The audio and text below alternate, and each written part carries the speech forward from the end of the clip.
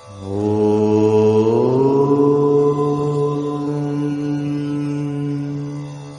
எண்களில் மிகவும் ஒரு இறைவனோட நெருக்கமான இறைவனாகவே ஆகக்கூடிய ஒரு அளவுக்கு ஒரு தன்மை வாய்ந்த ஒரு எண் தான் 7ஆம் எண்.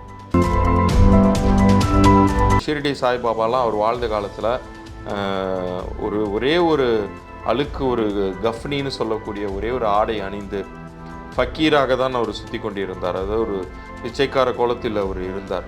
ஆனால் அவரிடம் சென்ற அனைவரையுமே அவர் பெரிய அளவுக்கு உயர்த்தினார் வாழ்க்கையில். இந்த பகுதியை பார்த்து கொண்டிருப்பவர்கள் நீங்கள் வேறு எந்த தேதியில் பிறந்தவர்களாகவும் இருக்கலாம். உங்களுக்கான ஒரு நன்மை ஏற்படுத்தக்கூடிய ஒரு விஷயத்தை இந்த பதிவில் நான் சொல்ல போகிறேன். பழனி அருகில் கணக்கன்பட்டி சித்தரை பற்றி தெரிந்து கொள்ளாதவர்களே இருக்க முடியாது. அதுவும் இந்த யூடியூப் யுகத்தில் நிறைய சேனல்களில் அவரை பற்றி நிறையா பேர் பேசிட்டாங்க. முருகனுடைய சக்தி பீடத்தில் இன்னைக்கு மொத்த கூட்டமும் அங்கே போய் அந்த கணக்கன்பட்டி கோயிலுக்கு போயிட்டு வருதுன்னா அது சாதாரணமாக நிகழ்ந்துடாதுங்க. அங்கே ஒரு சக்தி சொரூபமாக அவர் இருக்கிறதுனால, வாழும் சித்தராக இருக்கிறதுனால தான் அது நிகழுது. சாய்ராம் நியூமராலஜி நேயர்களுக்கு சதீஷாவின் வணக்கங்கள். இந்த ஒரு பதிவு உங்கள் வாழ்க்கையில் மிகப்பெரிய மாற்றத்தை ஏற்படுத்த போகுது அப்படிங்கிறத என்னால் உறுதியாக சொல்ல முடியும்.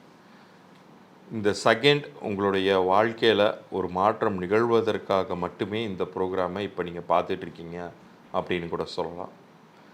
காரணம் என்னென்னா, இந்த பகுதியில் நான் பேச போகிற எண்ணை பற்றியும் சொல்லலாம், சித்தரை பற்றியும் சொல்லலாம். எப்போதுமே எண்கணித எண்களில் மிகவும் ஒரு இறைவனோட நெருக்கமான இறைவனாகவே ஆகக்கூடிய ஒரு அளவுக்கு ஒரு தன்மை வாய்ந்த ஒரு எண் தான் 7ஆம் எண். அதனால தான் அந்த காலத்தில் பார்த்திங்கன்னா நம்ம முன்னோர்கள் ஒரு வாரத்திற்கு 7 நாட்கள்னு சொல்லி நிர்ணயித்தாங்க. மறுபடியும் அது கன்னியூ ஆகணும், 7க்கு மேலே கிடையாது. வேறு ஸ்வரங்கள் கூட பார்த்திங்கன்னா 7 ஸ்வரங்கள் தான். ரிஷிகள் பார்த்திங்கன்னா 7 சப்த ரிஷிகள்னு சொல்லுவோம். கன்னியர்கள் சப்த கன்னியர்கள்னு தான் நம்ம சொல்லுவோம். ஸோ இந்த 7ஆம் எண் அப்படிங்கிறது ஒரு ஞானத்தை தரக்கூடிய, இறைவனை பற்றி எண்ணங்களை நம்ம மனசில் உண்டு பண்ணக்கூடிய மிக அற்புதமான ஒரு எண் அது. பல சித்தர்கள் அவங்களுடைய வாழ்க்கையில் அவங்களுடைய பிறப்பும் தெரியாது, அவங்களுடைய இறுதியும் தெரியாது. இப்போ எப்படி ஆதிசங்கரர் ரிஷிகேஷத்தில் அந்த மலையில் போய் மறைந்தாரோ,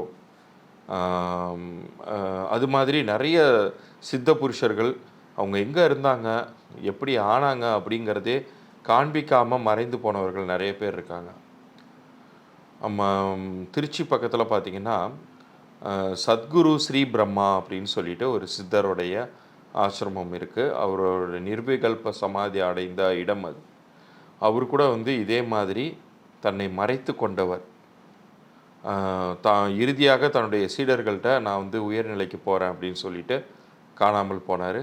அதே மாதிரி ராமலிங்க வள்ளலார் அவருமே ஒளியுடலாக மாறியவர். இது எல்லாத்துக்கும் நம்ம ஒரு மறைப்பொருளுங்கிறது இருக்கு இல்லையா, அதை புரிந்து கொண்டால் நம்ம வாழ்க்கையில் சோதனைகள் அப்படிங்கிறதே நமக்கு இல்லாத ஒரு வாழ்க்கையை நம்மளால் ஏற்படுத்தி கொள்ள முடியும். இப்போ சித்தர்களுக்கும் 7ஆம் எண்ணிற்கும் எந்த வகையில் தொடர்பு இருக்குது அப்படின்னு சொல்லி கேட்டிங்கன்னா, பொதுவாக 7ஆம் எண்காரர்கள் இந்த பதிவை நீங்கள் பார்த்து கொண்டிருப்பவர்கள் 7, 16, 25 தேதிகளில் பிறந்தவர்களாக இருக்கலாம், அல்லது உங்களுடைய பிறந்த தேதியின் கூட்டு எண்ணில் 7ங்கிறது இருக்கலாம். பிறந்த தேதியின் கூட்டு எண் எப்படி பார்க்கணுங்கிறத பலமுறை நான் சொல்லி கொடுத்துருக்கேன். 1/1/2024ன்னு ஒரு தேதி இருந்துச்சுன்னு வைங்க, அதில் ஒவ்வொரு நம்பர் பக்கத்துலேயும் ப்ளஸ் போட்டுக்கோங்க. வரக்கூடிய கூட்டுத்தொகையும் 1 கூட்டி பார்த்தீங்கன்னா 1 வருவதை பார்ப்பீங்க. அது மாதிரி தான் ஒவ்வொருத்தருக்குமே அவங்களுடைய பிறந்த தேதி அப்படியே ஒரு பேப்பரில் எழுதிட்டு ஒவ்வொரு நம்பர் பக்கத்துலேயும் டோட்டல் ப்ளஸ் போட்டு டோட்டல் பண்ணி 1 கூட்டி பார்த்தீங்கன்னா அதில் 7 வந்தாலுமே இப்போ நான் சொல்லக்கூடிய விஷயங்கள் பொருந்தும். பொதுவாகவே இந்த எண்களில் பிறக்கக்கூடியவங்க எல்லாருமே அவங்களுடைய லைஃப்பில் அவங்க ஜெயிக்கிறத விட மற்றவங்களுக்கு வழிகாட்டுபவர்களாக இருப்பாங்க. நீங்கள் யதார்த்தமாக அடுத்தவங்களுக்கு ஒரு விஷயம் சொன்னீங்கன்னா அது அவங்களுக்கு அப்படியே நடக்கும். நீங்கள் வந்து ஒரு கைடன்ஸ் கொடுத்தீங்கன்னா, நீ இப்படி பண்ணு அப்படி பண்ணுன்னு வெல்விஷ் பண்ணிங்கன்னா அது அப்படியே வந்து நிஜமாகும். ஆனால் அதனால் உங்களுக்கு பெரித அளவுக்கு பிரயோஜனமாக இருக்காது. அடுத்தவர்களை ஏற்றிவிடக்கூடிய ஏணி மரம் மாதிரி இருக்கக்கூடியவர்களாக நீங்கள் இருப்பீங்க. சித்தர்களுமே பார்த்தீங்கன்னா அது மாதிரியான ஒரு மகான்கள் தான். அவங்க வந்து லைஃப்பில் வந்து அவங்க வந்து ஒரு ஒரு ரொம்ப ஒரு எளிமையான தோற்றத்தில் அவங்க காணப்படுவாங்க. இன்னும் சொல்லப்போனால் இப்போ ஷிரடி சாய்பாபாலாம் அவர் வாழ்ந்த காலத்தில் ஒரே ஒரு அழுக்கு ஒரு கஃப்னின்னு சொல்லக்கூடிய ஒரே ஒரு ஆடை அணிந்து ஃபக்கீராக தான் அவர் சுற்றி கொண்டிருந்தார். அதாவது ஒரு பிச்சைக்கார கோலத்தில் அவர் இருந்தார். ஆனால் அவரிடம் சென்ற அனைவரையுமே வந்து அவர் வந்து பெரிய அளவுக்கு உயர்த்தினார் வாழ்க்கையில். ஸோ இந்த ஏழாமின்னிற்கும் சித்தர்களுக்கும் ரொம்ப நெருங்கிய சம்பந்தம் உண்டு. அதை பற்றி தான் இன்றைக்கி இறைவன் வந்து உங்கள் லைஃப்லையுமே உணர்த்துறாரு அப்படின்னு சொல்லலாம். இந்த பகுதியை பார்த்து கொண்டிருப்பவர்கள் நீங்கள் வேறு எந்த தேதியில் பிறந்தவர்களாகவும் இருக்கலாம். உங்களுக்கான ஒரு நன்மை ஏற்படுத்தக்கூடிய ஒரு விஷயத்தை இந்த பதிவில் நான் சொல்ல போகிறேன். பழனி அருகில் கணக்கன்பட்டி சித்தரை பற்றி தெரிந்து கொள்ளாதவர்களே இருக்க முடியாது. அதுவும் இந்த யூடியூப் யுகத்தில் நிறைய சேனல்களில் அவரை பற்றி நிறையா பேர் பேசிட்டாங்க. பட் அவர் வாழ்ந்த காலத்தில் அவர் வந்து ஒரு ரொம்ப ரொம்ப ஒரு எளிமையான மனிதனாக ஒரு அழுக்கு மூட்டையை மட்டுமே சுமந்து கொண்டு அந்த மலை காடுகள்லையும் தோட்டங்கள்லையும் சுற்றி தெரிந்தவர் அவர். ஒரு முருகனுடைய சக்தி பீடத்தில் இன்றைக்கி மொத்த கூட்டமும் அங்கே போய் அந்த கணக்கன்பட்டி கோயிலுக்கு வந்து போயிட்டு வருதுன்னா அது சாதாரணமாக நிகழ்ந்துராதுங்க. அங்கே வந்து ஒரு சக்தி சொரூபமாக அவர் இருக்கிறதுனால, வாழும் சித்தராக இருக்கிறதுனால தான் அது நிகழுது. யாருக்கெல்லாம் வந்து கர்ம வினைகளால் மிகப்பெரிய சிரமங்களில் இருக்கீங்களோ, இப்போ நான் ஆரம்பத்திலே ஒரு வார்த்தை சொன்னேன், 7ஆம் எண்காரர்கள் அவங்க அடுத்தவங்கள முன்னேற்றினாலும் அவங்க லைஃப்பில் சிரமப்பட்டுக்கிட்டு இருப்பாங்கன்னு சொன்னேன் இல்லையா? அது மாதிரி உங்களுடைய லைஃப்பில் ஒரு எவ்வளவு போராடினாலும் மற்றவங்களுக்கு நீங்கள் எந்த அளவுக்கு பிரயோஜனமாக இருக்கீங்களோ, உங்களுக்கு ஒரு பிரயோஜனம் கூட இல்லாத ஒரு தன்மையில் தான் வாழ்ந்து கொண்டிருக்கீங்க, மற்றவங்களும் ஹெல்ப் பண்ண மாட்டேங்கிறாங்கங்கிற ஒரு நிலைமையில் நீங்கள் வாழ்ந்து கொண்டிருக்கீங்கன்னா, இந்த கணக்கன்பட்டி சித்தருடைய ஆலயத்திற்கு நீங்கள் சென்று வரலாம்.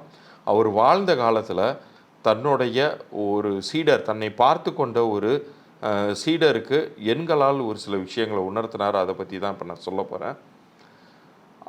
கணக்கன்பட்டி சித்தர் வந்து நிறைய பேருக்கு வந்து உடல் ஆரோக்கியத்தை தராரு. ஒவ்வொருத்தருடைய கர்ம வினைகளை மாற்றி கிட்டத்தட்ட சாய்பாபா மாதிரி அவர்கிட்ட போகிறவங்களுக்கு அவங்களுடைய வாழ்க்கை சிரமங்கள் குறையுது அப்படிங்கிறதை புரிந்து கொண்டு ஒரு கால் சரிவராக நடக்க முடியாத ஒரு நபர் வந்து இந்த சித்தரை நோக்கி போகிறார். அவர் கூடவே இருந்து பணிவிடை செய்கிறார். அப்படி செய்யும்போது இவர் வந்து 7ஆம் நம்பர்காரன் வந்துட்டான், இங்கே வாடா, 7ஆம் நம்பர்காரன் இங்கே வாடா அப்படின்னு தான் சொல்லி கூப்பிடுவாராம். இவருக்கு ஆரம்பத்தில் புரியவே இல்லை, ஏன் தன்னைய 7ஆம் நம்பர்காரன் அப்படின்னு சொல்கிறாருன்னு இவருக்கு காரணமே புரியவே இல்லை. ஆனால் இவருக்கு பணிவிடை செய்ய செய்ய செய்ய கொஞ்ச காலம் கழித்து பார்த்தா அந்த கால் வந்து அவருக்கு வந்து குணமாயிருக்கு. நடக்கவே முடியாமல் ரொம்ப நொண்டி நொண்டி கால் வலியோட வேதனைப்பட்டு கொண்டிருந்த அந்த நபர் இன்றைக்கு கணக்கன்பட்டி சித்தர் ஆலயத்திற்கு அருகிலேயே கோம்பைக்காடுன்னு ஒரு ஊர் இருக்குது, பக்கத்துலேயே ஒரு 4 கிலோமீட்டர் தொலைவில் இருக்குதுன்னு வச்சுக்கோமே. அந்த கோம்பைக்காடில் இந்த சத்குருவுக்கு வந்து அங்கே ஒரு இது அமைச்சிருக்காங்க, ஒரு விக்கிரகம் அமைச்சு அங்கே ஒரு ஆலயம் வந்து அமைச்சிருக்காங்க. அங்கே இப்போ வந்து தலைமை பூசாரியாக இருக்கிறவரை பற்றி தான் இப்போ நான் சொல்லிகிட்டு இருக்கேன். அவருக்கு சத்குரு கணக்கன்பட்டி சுவாமிகள் வந்து 7ஆம் நம்பர்காரன் தான் பேரே வச்சுருந்தாராம். இந்த பரிபாஷைகளில் தான் எப்போதுமே சித்தர்கள் ஒரு விஷயத்தை வந்து அடுத்தவங்களுக்கு சொல்லுவாங்க, அதனுடைய முழு அர்த்தம் நமக்கு தெரியாது அப்படின்னு நம்ம வழக்கமாக எல்லா சித்தர்களுடைய வரலாறுலையுமே நம்ம படிக்கிறோம். இந்த 7ஆம் நம்பர் வந்து தான் மட்டுமல்ல அடுத்தவர்கள் நல்லா இருக்கணும் அப்படின்னு நினைக்கக்கூடிய ஒரு எண்ணாக இருக்கிறதுனால அந்த எண்ணை வந்து அந்த பேராக அவருக்கு சொல்லி அமைச்சார். அதோட அவருடைய கர்ம ஜென்மங்களை குறிப்பிட்டதாக அவர் பின்னாட்களில் உணர்ந்ததாக அவர் அதில் சொல்கிறார். அதே மாதிரி 4 கால பூஜை 3 இடங்களில் நடக்கக்கூடிய ஒரு காலகட்டமாக இன்றைக்கி அவர் அந்த பூசாரி வந்து இயங்கி கொண்டிருக்கிறார். அதுலேயுமே அந்த 4-3 அப்படிங்கிற கணக்கில் அந்த 7ஆம் எண் கனெக்ட் ஆகிறதாகவும் அவர் புரிந்து கொண்டதாக சொல்கிறார். ஆனால் அவர் வாழ்ந்த காலத்திலேயே கணக்கன்பட்டி சித்தர்கிட்ட கேட்டிருக்கார். அப்போ வந்து அவர் வந்து பதிலே சொல்லாமல் அவர் வந்து சரி நான் கொடுத்த வேலையை முதல்ல பாரு அப்படிங்கிற மாதிரியே சொல்லி அனுப்பிச்சி விட்ருவாராம். ஸோ இந்த பதிவை பார்த்து கொண்டிருக்கக்கூடிய உங்களுக்குமே சொல்கிறேன், எண்கள் மூலமாகவே நிறைய விஷயங்களை நம்ம மகான்கள் நமக்கு வந்து கடத்தியிருக்காங்க. இதே நம்மளுடைய சேனலில் வந்து ஷிரடி சாய்பாபா 108 அப்படிங்கக்கூடிய என்னுடைய சிறப்புகளை பற்றி நான் சொல்லிகிட்டு இருந்தப்ப நான் சொன்னேன், 9 நாணயங்களை வந்து தன்னுடைய பிரதான சிஷ்யையான லக்ஷ்மிபாய் அவங்களுக்கு வந்து அவங்க கொடுத்தாரு. அதன் மூலமாக அவர் என்ன உணர்த்தினார் அப்படிங்கிறத பற்றி நான் சொல்லியிருந்தேன் முந்தைய பதிவில். இங்கேயுமே பாருங்கள், கணக்கன்பட்டி சித்தர் அவர் வந்து 9ஆம் எண்ணை பற்றி குறிப்பால் உணர்த்தி இருந்தார் அப்படின்னா, இங்கே வந்து இவர் வந்து 7ஆம் எண்ணை பற்றி குறிப்பால் உணர்த்தி இருக்கார். 7ங்கிறது அப்படி ஒரு புனிதத்தன்மை வாய்ந்தது. இன்றைக்கி வந்து அவர் வாழ்ந்து அவருடைய கால் தடம் பதிந்த அந்த தோட்டத்தில் இன்றைக்கி பல பேர் நல்லா இருக்கணுங்கிறதுக்காக ஒரு ஒரு பூசாரி அந்த இடத்துல அங்கே இயங்கிட்டு இருக்காரு. அங்கே போகிற எல்லாருக்குமே நிறைய நன்மைகள் நடக்குதுன்னு சொல்கிறாங்க. அப்படிப்பட்ட அந்த இடத்துல உட்கார வைக்கக்கூடியவரை அவர் 7ஆம் நம்பர்காரன்னு சொல்லியிருக்கார். ஸோ உங்கள் வாழ்க்கையில் எவ்வளவு சிரமங்கள் இருந்தாலும் 7ஆம் எண்ணிற்கு ஒப்பாக ஒரு வாழ்க்கையை நீங்கள் வாழ்ந்து கொண்டு உங்களால் மற்றவர்களுக்கு நன்மைகளும், ஆனால் உங்களுக்கு பெரிய நன்மைகள் இல்லாத ஒரு காலகட்டத்தில் நீங்கள் வாழ்ந்து கொண்டு இருந்தாலும், முடிந்தவரை உங்களுடைய மனதை தேற்றிக்கொண்டு குழப்பங்களுக்கு இடம் தராமல் ஒரு முறை கணக்கன்பட்டி போயிட்டு வாங்க. அவருடைய அருளாசிகள் உங்களுக்கு கிடைக்கும் பொழுது மிகப்பெரிய ஒரு மிராக்கிள் உங்கள் லைஃப்பில் நடக்கும். ஆனால் அப்படி நீங்கள் போகும்போது ஏதோ போனோம், அவரை கும்பிட்டோம், வந்தோம், நாம் மட்டும் நல்லா இருக்கணும் அப்படிங்கிற மாதிரி இல்லாமல், நீங்கள் வந்து அங்கே வந்து ஒரு அன்னதானத்துக்காக ஒரு அரிசி வாங்கி தருவதோ, அல்லது நீங்கள் அந்த கோயிலுக்கு அந்த அவருடைய ஜீவசமாதி கோயிலுக்கு பிரயாணம் பண்ணி போய் கொண்டிருக்கும் பொழுதே உங்கள் கண்களில் தென்படக்கூடிய பசியில் வாடுபவர்களுக்கு ஒரு 5 பேருக்காச்சும் சாப்பாடு வாங்கி கொடுப்பதை நீங்கள் வந்து ஒரு முடிவாக வச்சுக்கிட்டு நீங்கள் போயிட்டு வந்தீங்கன்னா, உங்கள் லைஃப்பில் கண்டிப்பாக ஒரு 3 மாதங்களுக்குள் மிகப்பெரிய மாற்றம் அப்படிங்கிறது உறுதியாக நிகழும். நான் எப்போதுமே சொல்வது, ஒரு மனிதனுக்கு பெயர் வந்து ரொம்ப ரொம்ப அவசியம். அதுவும் ஒரு எண்கணித பெயர். ஏன்னா ஒரு எண்களுக்கு எந்த அளவுக்கு சக்தி இருந்துச்சுன்னா, இது போன்ற சித்த புருஷர்கள் எண்களால் ஒவ்வொரு விஷயத்தையும் அவங்க புரிய வச்சுருக்காங்கங்கிறத நீங்கள் தெரிஞ்சு கொள்ளலாம். அதனுடைய மகத்துவத்தை புரிந்து கொள்ளலாம். நம்மளுடைய சாய்ராம் நியூமராலஜி சேனல் நேயர்களுக்குமே நான் சொல்லிக்கொள்வது, உங்களுடைய லைஃப்பில் நீங்கள் வேறு சில காரணங்களால் உங்களுக்கு வந்து முன்னேற்றம் தடைப்பட்டிருக்கு அப்படிங்கிறத நினைக்கும் அதே வேளையில் இதற்கான பரிகாரமாக நீங்கள் எண்கணித பெயரையுமே நீங்கள் எடுத்துக்கொள்ளலாம்ங்கிறத நான் சொல்லி நிறைவு செய்கிறேன். யாருக்கெல்லாம் உங்களுக்கு லைஃப்பில் எவ்வளோ உழைத்தும் எனக்கு காசு வரல, நான் வந்து ஏழ்மையிலே இருக்கேன், ஆனால் வந்து நான் வந்து நிறைய முயற்சிகள் கொடுக்குறேன், உண்மையாக நடந்துக்கிறேன், ஆனால் எனக்கு நல்லது நடக்கலைன்னு நீங்கள் நினச்சிங்கன்னா, உங்களுக்கு இறைவன் வந்து ஒரு குறிப்பால் உணர்த்துறாரு, ஏதோ ஒரு விஷயம் உங்கள் லைஃப்பில் சரியில்லைங்கிறத. அது உங்கள் பெயராக கூட இருக்கலாம். உங்களுடைய பெயர், உங்களுடைய பிறந்த தேதியை நம்ம சேனலை சப்ஸ்கிரைப் பண்ணி ஸ்க்ரீன்ஷாட்டோடு அனுப்பிவிடுங்க.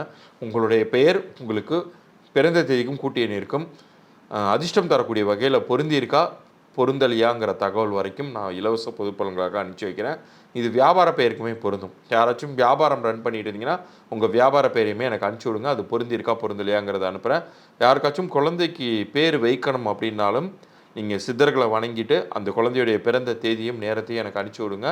அந்த குழந்தைக்கு என்ன நட்சத்திர எழுத்துக்கள் வருது, அந்த குழந்தைக்கு பேர் அமைக்கும் பொழுது நான் எப்படி அமைச்சு தருவேன் அப்படிங்கிற கன்சல்டேஷன் டீட்டெயில்ஸ் எல்லாமே நான் உங்களுக்கு அனுப்புகிறேன். இது அனைத்துமே நான் வந்து உங்களுக்கு இலவச பொது பலன்களாக அனுப்பிச்சி வைக்கிறேன். அடுத்த 3 நாட்களுக்குள்ளார நான் பதில் அனுப்புவேன். நம்ம சேனலை சப்ஸ்கிரைப் பண்ணி ஸ்க்ரீன்ஷாட்டோடு அனுப்பும்போது. மீண்டும் அடுத்த ஒரு சுவாரஸ்யமான பதிவில் உங்களை சந்திக்கிறேன். நன்றி, வணக்கம்.